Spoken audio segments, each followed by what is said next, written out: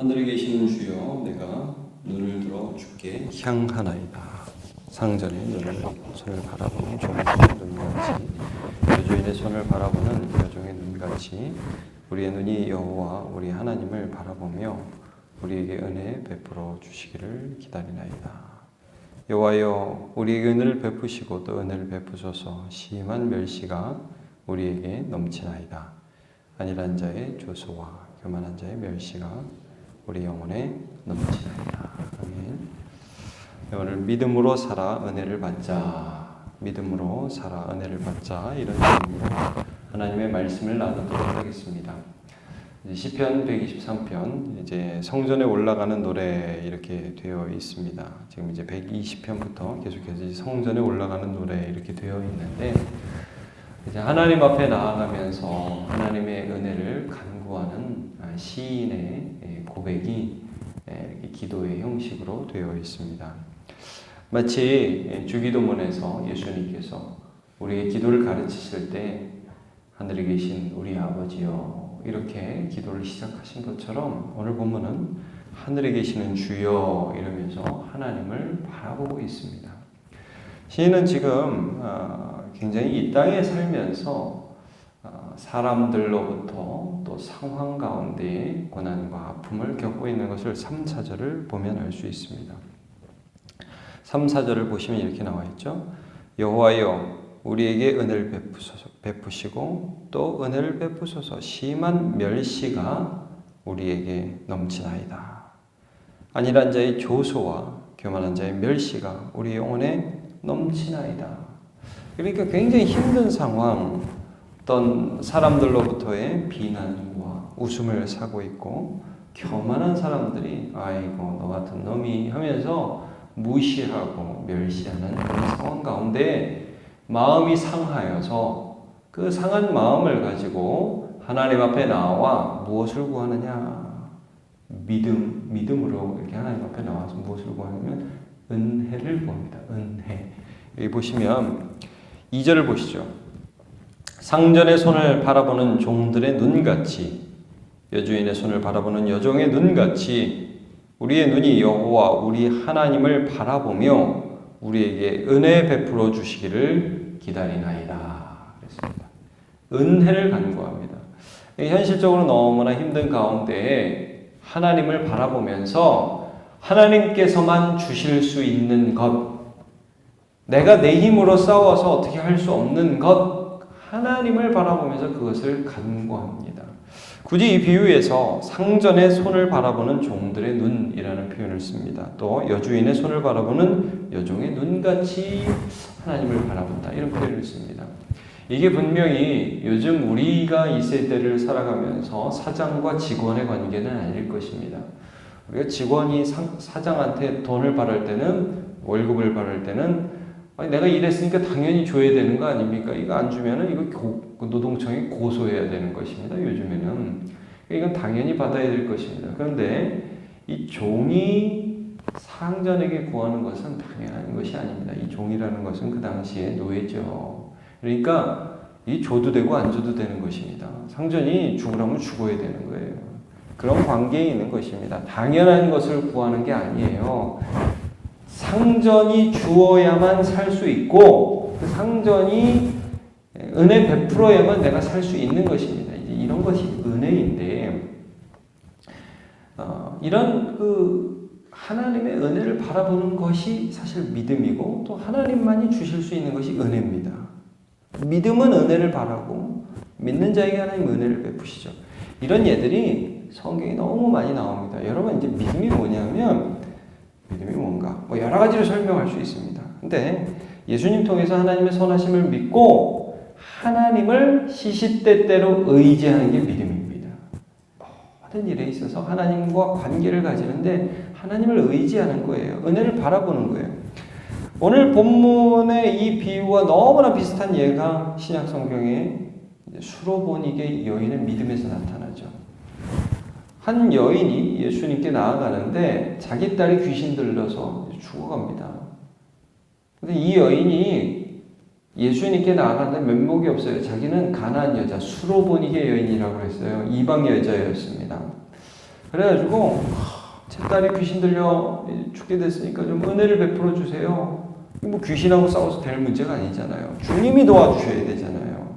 그러니까 주님 뭐라고 시험을 하셨느냐? 여러분 이게 이겁니다. 당연한 걸 요구하는 게 아니잖아요. 지금 안 고쳐주시면 할 수 없는 거예요. 고쳐주시면 그것 때문에 내가 살 수 있지만 안 고쳐주셔도 할 수 없는 그런 위치에 내가 있다는 거예요. 예수님 그걸 한번 보여주세요. 뭐라고 말씀하시느냐? 자녀의 떡을 취해서 개들에게 주는 게 옳지 않다. 이런 말씀을 하십니다. 내가 너를 고칠 수 있지만 너는 개다 개. 내가 너를 왜 고쳐주냐? 라는 말씀을 섭섭한 말씀을 한번 주세요. 여러분 우리가 신앙생활 하다 보면 우리가 종이고 우리가 마땅히 은혜를 받을 원래 신분이 아니라는 걸 알아요. 마치 하나님이 우리에게 우리의 기도를 거절하시는 것 같은 그런 느낌을 가지게 될 때가 있습니다. 왜 내 기도 안 들어주시지? 근데 여러분 그때 이 수로보니게 여인이 그 예수님의 말씀을 듣고서 아이고 나는 안 되는가 보다 하고 가지 않았습니다. 뭐라고 했습니까?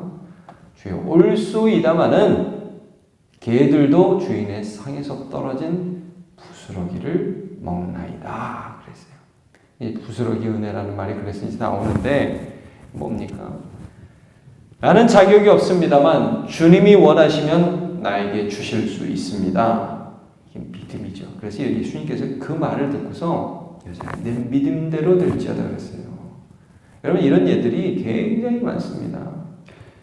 12의 혈루증으로 고생하던 여인이 있었습니다.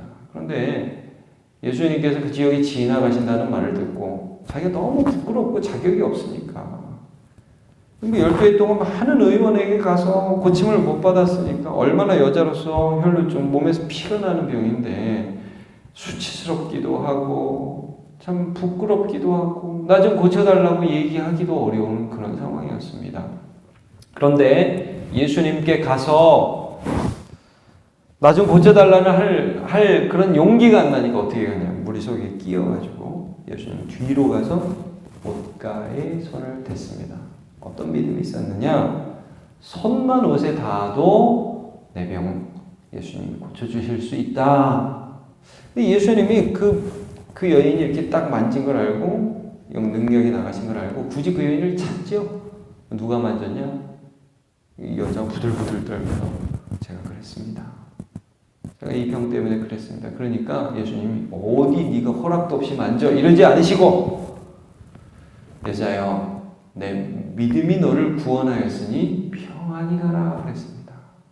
이게 믿음이라는 거예요. 믿음은 은혜를 바랍니다. 그리고 그렇게 하나님을 믿는 자, 예수님을 보면서 하나님을 믿는 자에게 하나님은 은혜를 베풀어 주십니다. 이게 신앙이에요. 여러분 믿음으로 살고 은혜를 받는 게 신앙입니다. 얼마 전에 우리가 히브리서 말씀을 봤는데 히브리서 12장 28절을 보면 이런 말씀이 있습니다. 그러므로 우리가 흔들리지 않는 나를 받았은즉 은혜를 받자 그랬어요. 은혜를 받자. 믿음으로 살아서 은혜를 받자. 이게 신앙인의 삶입니다. 아이고 뭐 그래서 되겠어. 그래서 세상 사람들과 지지고 볶고 살면서 너하고 나하고 싸워 고소하고 이렇게 해갖고 그 사람을 이기는 게 믿음이 아니라 이 세상에 내가 어떻게 할 수 없는 문제를 만날 수밖에 없는 것이 우리의 삶입니다. 근데 하나님 누구를 주셨느냐? 우리를 통해서 우리에게 예수 그리스도를 주셨잖아요. 하나님의 아들을 주셨잖아요. 자기 아들을 아끼지 아니하고 우리 모든 사람에게 내어주신 이가 어찌 그 아들과 함께 우리에게 모든 것을 주시지 아니하겠느냐? 이걸 믿는 거죠. 믿음이 없이는 하나님을 기쁘시게 하지 못하나니 하나님께 나아가는 자는 반드시 그가 계신 것과 또한 그가 자기를 찾는 자들에게 상 주시는 이심을 믿어야 할지니라. 여러분 하나님은 그런 분입니다. 하나님 우리에게 주실 의무가 있는 분이 아니에요. 안 주셔도 우리가 할 말 없습니다. 그런데 놀라운 것은 하나님이 우리에게 은혜 베풀어 주시기를 원하시는 하나님이시라는 거예요. 상 주시는 이, 자기를 믿는 자에게 은혜 베푸시는 이심을 하나님은 성경을 통해서 그리고 오늘날 우리의 삶 가운데에서 나타내 보여주고 계십니다. 상하고 통회하는 심령을 하나님께서 멸시하지 않으십니다. 그러면 여러분 오늘도 우리가 주님 앞에 나아갈 때 여러분 이 세상에서 세상과 싸워서 세상과 뭐 지지고 볶고 해가지고 뭐 네가 올래 내가 올래 해서 그래서 어떤 문제가 해결되지 않지요. 하나님께 나아가서 하나님의 은혜를 받으시기를 축복합니다. 그러면 예수를 우리에게 허락하시는 하나님께서 예수 그리스도와 함께 시시때때로 때로는 거절하는 것 같이 보일지라도 여러분 믿음으로 사세요. 그러면 하나님께서 그 한계를 넘어가면서 은혜를 주셔서 참 내 능력으로 사는 게 아니라 은혜로 사는 것임을 알게 해 주실 것입니다. 그런 삶 살기를 축복하면서 말씀을 마치도록 하겠습니다. 같이 기도하겠습니다. 하나님, 오늘도 시편 123편을 우리가 묵상하면서 하나님께 마땅히 나한테 이거 주셔야 합니다라고 요구할 수 없는 마음 아픈 죄인이 여정이 마치 여주인의 손을 바라보는 것처럼 종이 그 주인의 손을 바라보는 것처럼 하나님이 주시지 않으면 저는 얻을 길이 없습니다 라는 마음으로 주님 앞에 나아가는 그 시인의 모습을 보았습니다. 하나님, 오늘도 우리가 예수 그리스도의 하나님께 간절히 간구하며 나아가오니 하나님, 우리의 연약함과 우리의 부족함 때문에 우리의 삶에 수많은 환난과 고난이 우리 앞에 서 있지만 하나님, 나의 힘으로 할 수 없는 것들 투성이지만 이 시간 주님의 은혜를 간절히 간구하며 사모하오니 하나님의 은혜로 우리의 삶을 채워 주시옵소서. 평안을 주시고 위로를 허락하시며 하루를 살아갈 힘과 능력을 허락하여 주옵소서. 지혜를 허락하여 주시옵소서. 하늘로부터 위로부터 지어지는 평강이 우리를 덮으며 살아가게 하여 주시기를 원합니다. 오늘도 그 주의 은혜를 간절히 간구하오며 예수님의 이름으로 기도합니다.